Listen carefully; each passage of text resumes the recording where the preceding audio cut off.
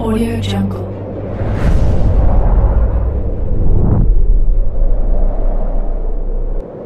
Yo, balik lagi bersama Mimin di Manhwa TV.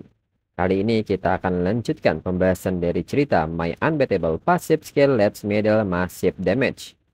Mimin infokan kembali bagi teman-teman yang ingin menonton video terbaru lebih cepat, silahkan bergabung menjadi member di channel ini dengan biaya 5.000 per bulannya. Jika tidak, teman-teman bisa bersabar lebih dulu selama 2-3 hari untuk menonton video tersebut. Tanpa berlama-lama, yuk kita masuk ke disclaimer dulu.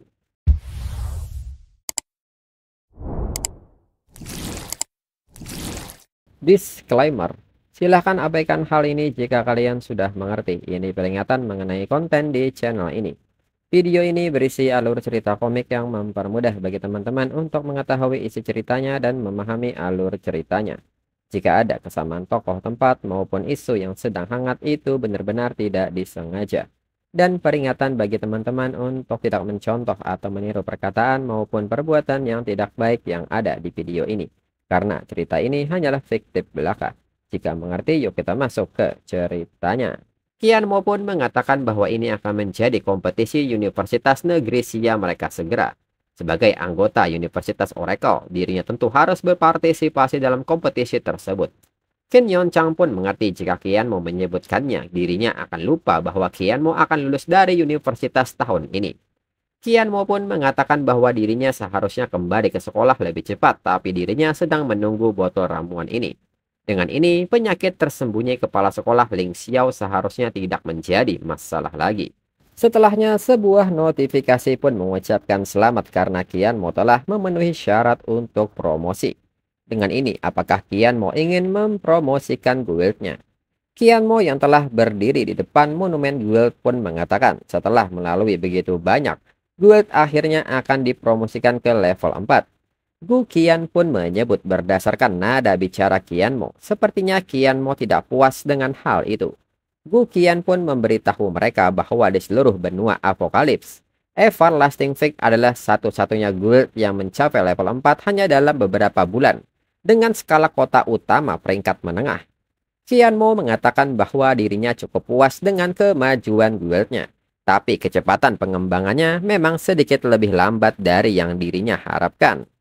Dan seketika Qian Mo menekan jendela layar dan fenomena kenaikan level guild pun terjadi. Hingga cahaya ini menyinari seluruh Gloomy Forest. Qian Mo yang memperhatikan jendela status guild pun menyebut bahwa setelah promosi ke level keempat, tidak hanya anggota guild maksimum yang bertambah menjadi 200. Bahkan jangkauan wilayah mereka pun meningkat 500 meter. Gu Qian pun menyebut skala yang lebih besar berarti batas-batas yang perlu mereka pertahankan juga semakin besar. Saat ini mereka mungkin memiliki suku naga yang mempertahankan markas, tetapi sebagian besar anggota guild mereka adalah non-pejuang. Kekuatan tempur mereka masih belum cukup. Huang Tian pun membenarkan hal itu. Mereka telah melihat pengintai dari guild lain di dekat perbatasan mereka baru-baru ini. Semua guild iri pada mereka. Mereka tidak tahu apakah guild lain akan menyerang Everlasting Fig. Qian Mo pun meminta mereka untuk tidak khawatir. Dirinya sudah mempertimbangkan pembelaan mereka. Lalu Qian Mo pun kini memeriksa keadaan dari pohon dunia setelah guild naik ke level 4. Huang Tian yang melihat hal ini mengatakan bahwa pohon dunia juga telah dipromosikan bersama guild. Dan sepertinya ada beberapa perubahan pada bentuknya. Lalu Gu Qian pun bertanya soal tanaman merambat yang ada di pohon dunia. Apakah itu ada gunanya? Qian Mo seketika meminta Gu Qian untuk berdiri di sana dan lepaskan serangan Berserk Gatling Gun kepada dirinya. Huang Tian pun seketika bertanya apa yang Qian Mo katakan, menyuruh Gu Qian untuk menyerang Qian Mo. Gu Qian pun juga bingung dan bertanya apakah Qian Mo sudah bosan hidup. Qian Mo pun tidak menjelaskan maksudnya dan hanya meminta Gu Qian untuk melakukan apa yang dirinya katakan. Gu Qian pun menyebut Qian Mo anak baik, Qian Mo lah yang memintanya. Jika demikian dirinya tidak akan menunjukkan belas kasihan. Izinkan dirinya mengatakan ini terlebih dahulu. Jika Qian Mo menginginkan kompensasi biaya pengobatan nanti, dirinya tidak punya sepeser pun. Huang Tian yang melihat Gu Qian serius pun mulai panik. Bahkan jika Qian Mo ingin menguji skill baru, ada cara lain untuk melakukannya. Qianmo meminta Huang Tian untuk tidak khawatir dan meminta Gu Qian melakukan yang terbaik. Gu Qian pun menekankan bahwa dirinya tidak akan segan-segan dan melepaskan tembakannya kepada Qianmo. Namun di saat yang sama tanaman merambat dari pohon dunia mulai bergerak dan seketika melindungi Qianmo dari semua peluru yang mengarah kepada Qianmo. Gu Qian pun nampak kaget melihatnya. Pohon dunia membantu melindungi Qianmo. Huang Tian pun menyebut ini terlalu menakutkan. Gu Qian yang melihat hal ini pun mulai serius. Qianmo ternyata sudah tahu tentang hal ini. Jika demikian maka dirinya bisa mengeluarkan semua kemampuan miliknya. Dengan ini rasakan serangan ekstrim Berserk Gatling Gun. Kembali tanaman merambat melindungi Qianmo dan menepis semua peluru Gu Qian. Qianmo menyebut bahwa pertahanan ini jauh lebih kuat dari yang dirinya harapkan. Hingga pada akhirnya Gu Qian menyerah untuk menyerang. Dan Gu Qian pun sudah yakin dengan pertahanan ini. Dirinya tidak akan mampu menembus pertahanannya hanya dengan senapan Gatling Gun. Dirinya akan membutuhkan sesuatu yang lebih kuat seperti baret. Qianmo menjelaskan bahwa pohon dunia yang dipromosikan mungkin terlihat sama dengan pohon normal lainnya. Tetapi sebenarnya pohon tersebut telah memperoleh spiritual wisdom. Itu akan melindungi anggota guild mereka dan cabang serta daunnya sangatlah kuat. Bahkan seorang kebangkitan ketiga harus menggunakan skill pamungkasnya untuk dapat menghancurkannya. Dengan itu di sini, jika mereka menghadapi serangan basis senjata, setiap orang hanya perlu mundur ke bawah pohon dunia dan mereka bisa tenang dan melakukan serangan balik. Gu Qian pun menyebut bahwa itu memang sesuatu hal yang baik.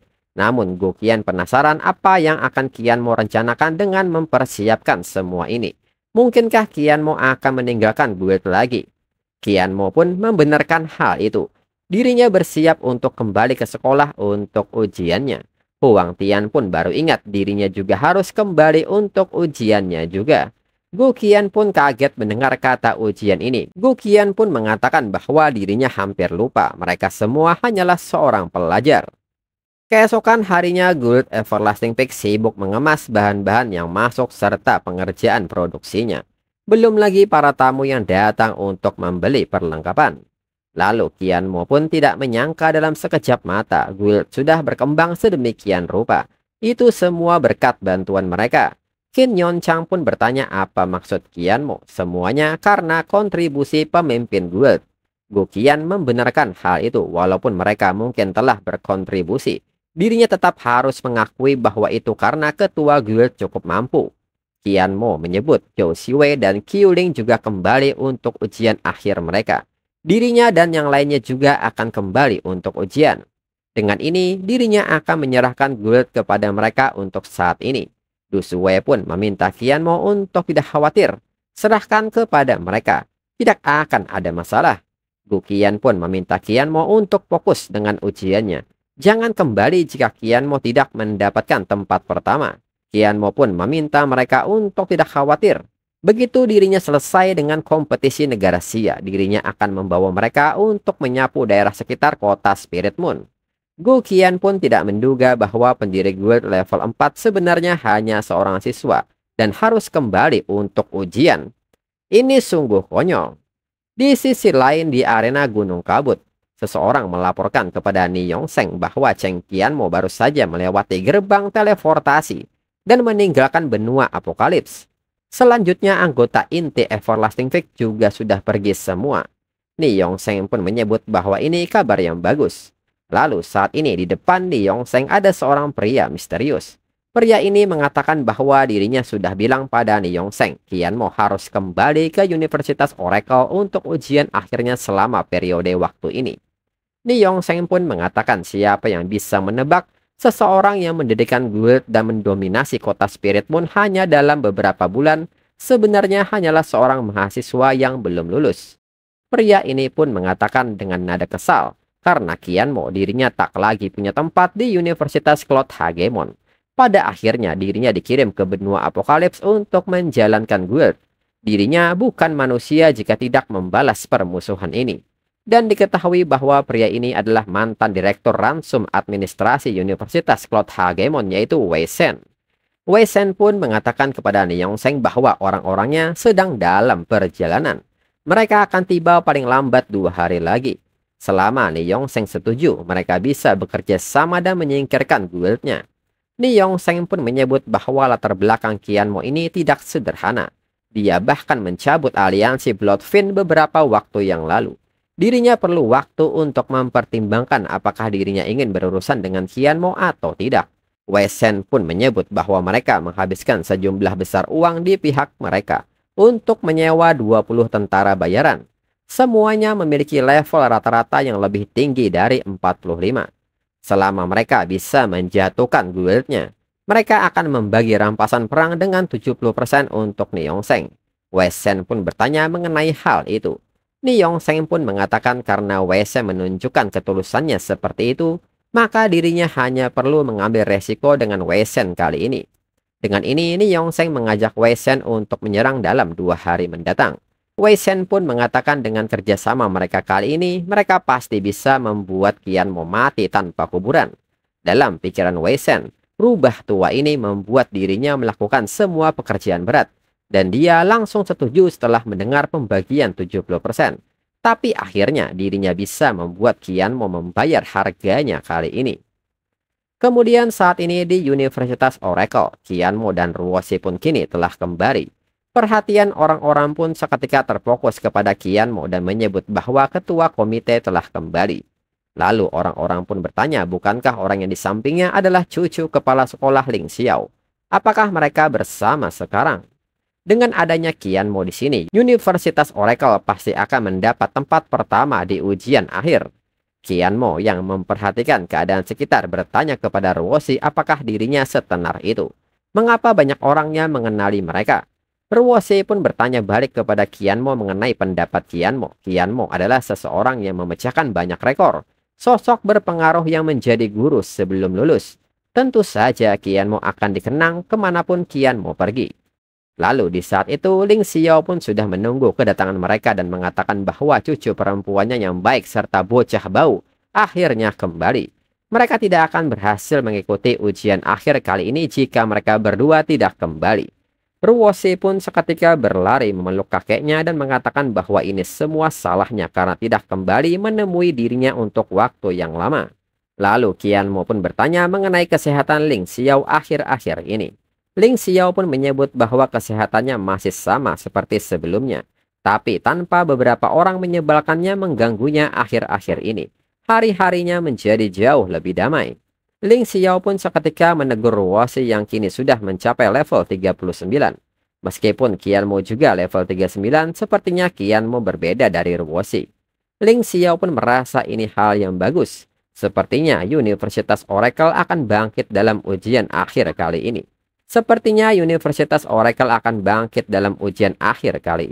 Qianmo menekankan karena dirinya kembali kali ini, dirinya pasti akan membantu Universitas Oracle mendapatkan peringkat yang layak.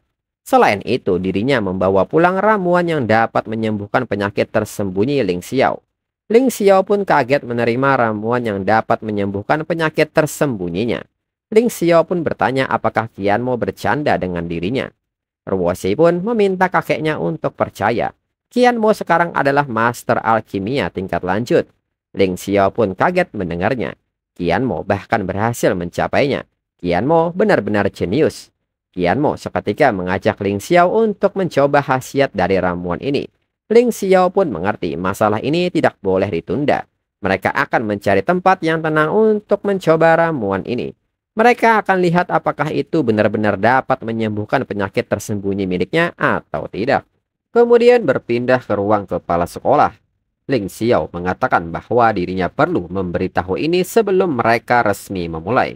Dirinya telah meminta bantuan banyak master alkimia mengenai penyakit tersembunyinya. Tetapi mereka tidak dapat berbuat apa-apa pada akhirnya. Itulah sebabnya apakah mereka berhasil hari ini atau tidak, sehingga tidak perlu putus asa karenanya. Qianmo meminta Ling Xiao untuk tidak khawatir.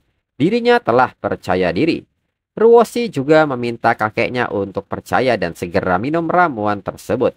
Ling Xiao pun mengerti dirinya akan meminumnya sekarang.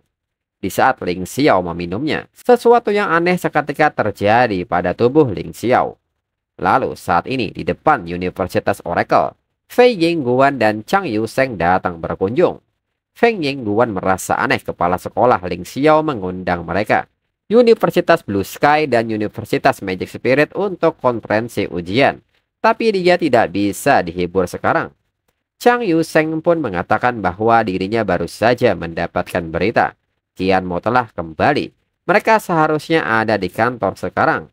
Fei Yingguan pun mengerti maka Universitas Oracle seharusnya tidak ada masalah tahun ini. Tiba-tiba di saat itu sebuah tekanan energi pun meluap di Universitas Oracle. Mereka pun kaget dengan aura ini. Chang Yuseng pun bertanya apakah Fei Yingguan merasakannya. Fei Yingguan pun menyebut bahwa ini adalah aura kebangkitan keempat. Fei Yingguan pun bertanya-tanya mengapa aura kebangkitan keempat tiba-tiba muncul di Universitas Oracle. Chang Yuseng pun berharap ini bukan dari Qian Mo. Fei Yingguan pun menyebut bahwa itu tentu tidak mungkin. Dirinya menduga bahwa kepala sekolah Ling Xiao mungkin telah mengundang seorang teman lamanya. Chang Yuseng pun segera mengajak Fei Yingguan untuk masuk dan melihatnya. Lalu saat ini, Ling Xiao pun mengatakan bahwa ramuan ini tidak hanya menyembuhkan penyakitnya yang tersembunyi, itu juga meningkatkan kondisinya. Ling Xiao menyebut bahwa ramuan Qian Mo benar-benar ajaib. Qian Mo mengatakan bahwa ramuan puncak ini tidak hanya menyembuhkan penyakit tersembunyi Li Xiao. Ramuan ini juga memacu kekuatan yang telah Ling Xiao kumpulkan selama 10 tahun terakhir. Itulah sebabnya wilayah Ling Xiao telah membaik. Ling Xiao merasa sangat bahagia. Sudah 10 tahun akhirnya dirinya kembali ke puncaknya. Lalu di saat itu Fei Yingguan dan Chang Yuseng masuk. Fei Yingguan pun mengatakan bahwa dirinya pikir dari mana datangnya kebangkitan keempat. Ternyata itu adalah kepala sekolah Ling Xiao yang sudah pulih. Ini benar-benar layak untuk dirayakan. Chang Yuseng pun memberikan selamat kepada Ling Xiao atas kembalinya Ling Xiao sebagai kebangkitan keempat. Ling Xiao pun menyapa mereka berdua dan mengatakan bahwa dirinya telah mengabaikan mereka berdua hari ini. Fei Yingguan pun mengatakan bahwa itu tidak perlu dipikirkan. Lalu Chang Yuseng pun bertanya level berapakah Ling Xiao sekarang. Sepertinya dirinya merasa Ling Xiao menjadi lebih kuat. Ling Xiao pun mengatakan bahwa dirinya telah mencapai level 75. Itu karena berkah tersembunyi akumulasi bertahun-tahun. Fei Yingguan pun kaget mendengar level 75 ini dan bertanya bagaimana Ling Xiao menyembuhkan penyakit tersembunyinya. Dalam pikiran Fei Yingguan ini sangat hebat. Dirinya tidak mengalami cedera dan mencapai level 74 setelah bertahun-tahun berlatih. Kesempatan besar apa yang Ling Xiao dapatkan? Ling Xiao pun mengatakan bahwa ini semua berkat Qian Mo. Dia sekarang adalah master alkimia tingkat lanjut. Qian Mo segera menyapa mereka berdua karena lama tidak bertemu.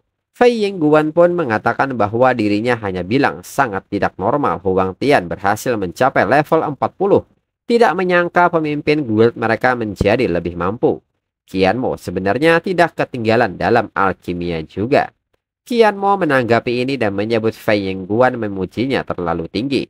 Itu juga berkat mereka karena telah membesarkan Huang Tian menjadi bakat yang luar biasa. Fei Yingguan pun menyebut Qian Mo terlalu bersikap sopan. Dalam pikiran Fei Yingguan pun merasa kesal mengapa tidak ada orang sehebat Qian Mo di Universitas Blue Sky. Selain itu, Ling Xiao sudah menjadi kaisar kebangkitan keempat bertahun-tahun yang lalu. Dia menderita penyakit tersembunyi yang sulit diobati selama pertempuran melawan Demon Beast. Itulah sebabnya peringkat Universitas Oracle turun. Sekarang Ling Xiao tidak hanya menyembuhkan penyakit tersembunyinya, dia bahkan telah memulihkan kekuatannya sebelumnya. Sepertinya Universitas Oracle benar-benar bangkit. Sepertinya mereka harus terus memperdalam hubungan mereka dengan Universitas Oracle. Kemudian Ling Xiao mengatakan bahwa besok akan menjadi hari kompetisi. Mereka mungkin belum tahu tentang formatnya. Dengan ini izinkan dirinya memberi mereka gambaran sederhana terlebih dahulu. Kompetisi ini dibagi menjadi dua kategori. Pertama, tantangan alam rahasia. Dan kedua, kompetisi eliminasi. Tantangan alam rahasia seperti namanya, setiap universitas akan membentuk tim mereka sendiri untuk mengikuti tantangan ini. Hasil akhir akan diperingkat sesuai dengan peringkat penyelesaian alam rahasia. Dan kompetisi eliminasi pada dasarnya akan menjadi pertandingan arena. Umumnya, setiap universitas mengirim 3 calon. tetapi untuk memberikan dukungan kepada universitas-universitas berperingkat lebih rendah yang lebih lemah. Panitia penyelenggara negara Asia telah mengizinkan universitas-universitas yang berada di posisi keempat terakhir pada pemeringkatan sebelumnya untuk mengirimkan kandidat tambahan, sehingga ada 64 kandidat yang tepat untuk format penyisihan. Universitas Oracle menduduki peringkat ke-20 pada kompetisi sebelumnya. Mereka pada dasarnya berada di peringkat terakhir. Itu sebabnya Universitas Oracle mengirim 4 kandidat kali ini. Pemeringkatan terakhir kompetisi Universitas Negara Asia didasarkan pada masing-masing universitas sebagai satu unit, menambahkan poin yang diperoleh selama tantangan dunia rahasia dan kompetisi eliminasi. Juara pertama, tantangan alam rahasia akan mendapat 20 poin, juara kedua mendapat 19 poin dan seterusnya dengan tempat terakhir 1 poin. Total ada 5 babak untuk kompetisi penyisihan. Kandidat yang berhasil maju ke babak selanjutnya akan mendapatkan 3 poin. Dan calon juara akan mendapatkan tambahan 5 poin sebagai hadiah. 3 kandidat yang dikirimkan oleh juara sebelumnya yaitu Universitas Cloud Hagemon mendapatkan hasil juara top 4 dan top 8. Jadi mereka mendapatkan total 41 poin dari kompetisi eliminasi saja. Untuk ujian sebelumnya di antara 3 universitas mereka, hanya Universitas Magic Spirit yang mendapat tempat ke-8. Universitas Oracle mendapat tempat terakhir. Ini sungguh memalukan. Chang Yuseng pun menyebut bahwa mereka hanya beruntung, itu hanya sebuah keberuntungan. Fei Yingguan pun meminta Ling Xiao untuk tidak khawatir. Kekuatan Huang Tian akan tumbuh pesat tahun ini. Dirinya percaya Universitas Blue Sky akan memiliki terobosan. Ling Xiao pun tertawa dan menyebut bahwa sebagai peringkat terakhir, dirinya tidak memiliki kualifikasi untuk menilai Universitas Blue Sky. Kemudian Ling Xiao pun bertanya mengenai pendapat Qian Mo soal format kompetisi ini. Qian Mo menyebut bahwa aturan formatnya terlalu rumit. Dirinya kurang paham, namun untuk meringkasnya, apakah itu tantangan alam rahasia atau kompetisi eliminasi? Selama dirinya memenangkan semuanya, maka tidak akan ada masalah. Fei Yingguan pun menanggapi hal ini dan menyebut apa yang Qian Mo katakan itu benar. Ling Xiao pun membenarkan hal itu. Akan baik-baik saja selama Qian Mo memenangkan semuanya. Qian Mo mengatakan jika demikian maka tidak ada masalah. Sebenarnya dirinya punya permintaan kecil untuk kembali kali ini. Dirinya harap mereka bisa menyetujuinya. Ling Xiao pun meminta Qian Mo untuk mengatakannya. Jika mereka bisa, mereka bertiga akan membantu Qian Mo mencapainya. Qian Mo berharap dirinya dapat menggait beberapa tunas yang baik di antara para lulusan 3 universitas untuk bergabung dengan guildnya. Dirinya tahu masalah ini agak tidak sopan. Itu sebabnya dirinya ingin membicarakannya dengan mereka semua terlebih dahulu. Fei Yingguan pun menanggapi hal ini karena itu keputusan mereka sendiri. Tidak ada alasan baginya untuk menghentikan Qian Mo. Dalam pikiran Fei Yingguan, bagaimana mungkin para mahasiswa yang telah dibina oleh setiap universitas dengan segala upaya dapat dengan mudah diambil oleh orang lain? Usulan Qian Mo memang tidak sopan, tetapi guildnya baru saja didirikan. Kondisi menarik seperti apa yang dapat Qian Mo tawarkan? Lalu Qian Mo pun membungkuk dan mengucapkan terima kasih kepada mereka berdua sebelumnya. Dalam pikiran Qian Mo, mereka sendiri yang mengatakannya, jangan salahkan dirinya. Arena bersikap kejam di kemudian hari. Lalu keesokan harinya di arena negara Asia, seorang reporter yang meliput mengatakan bahwa hari ini dapat dikatakan sebagai acara paling terkemuka di negara Asia tahun ini. Saat ini terdapat lebih dari 800 juta orang yang menonton kompetisi ini di depan TV mereka. Semua orang bisa melihat bahwa saat ini semua universitas sudah hadir di arena. Pertama, tim universitas elit yang dipimpin oleh Universitas Cloud Hagemon. Mereka selalu menjadi yang terbaik di kompetisi-kompetisi sebelumnya. Reporter pun berharap mereka bisa meraih hasil yang baik di tahun ini juga. Selanjutnya adalah aliansi 3 universitas yang dipimpin oleh Universitas Oracle. Meskipun hasil mereka sebelumnya bukan yang terbaik, mereka akan mengandalkan murid jenius mereka yaitu Cheng Qianmo di tahun ini. Ada banyak dukungan untuk mereka.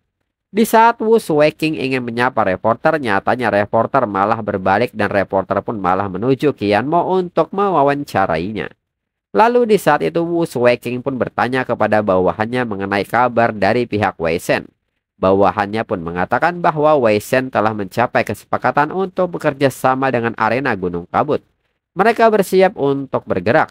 Mendengar hal ini, Wu Suiqing pun nampak bersemangat dan mengatakan bahwa dirinya telah menyiapkan hadiah besar untuk Qian Mo di benua apokalips. Dirinya harap itu tidak akan membuat Qian Mo takut.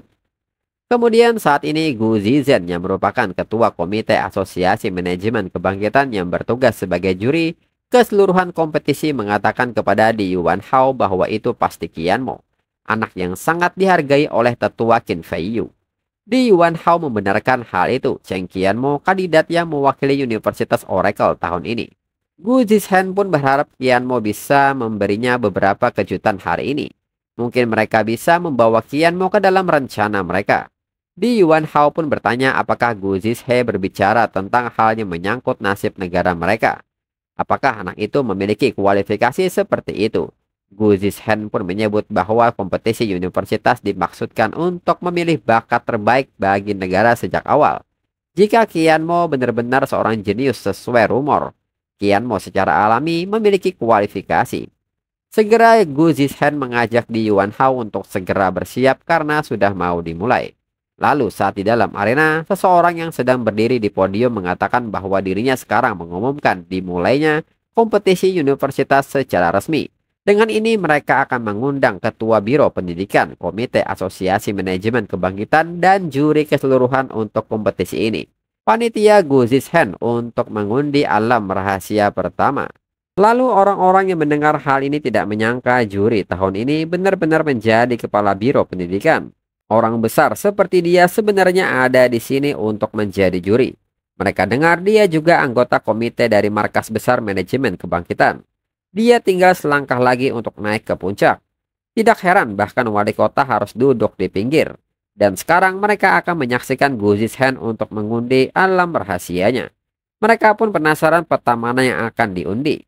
Lalu Gu Zizhen pun mengatakan bahwa dirinya yakin semua orang tahu siapa dirinya. Jadi dirinya tidak akan mengoceh. Dengan ini mereka akan lihat bagaimana keberuntungan dirinya hari ini. Dan alam rahasia yang terpilih adalah Yeshe Rama. Gu Zizhen yang melihat hal ini agak kaget serta sedikit cemas dan menilai. Bukankah seharusnya keberuntungan dirinya benar-benar bagus atau sangat buruk? Dan chapter berakhir.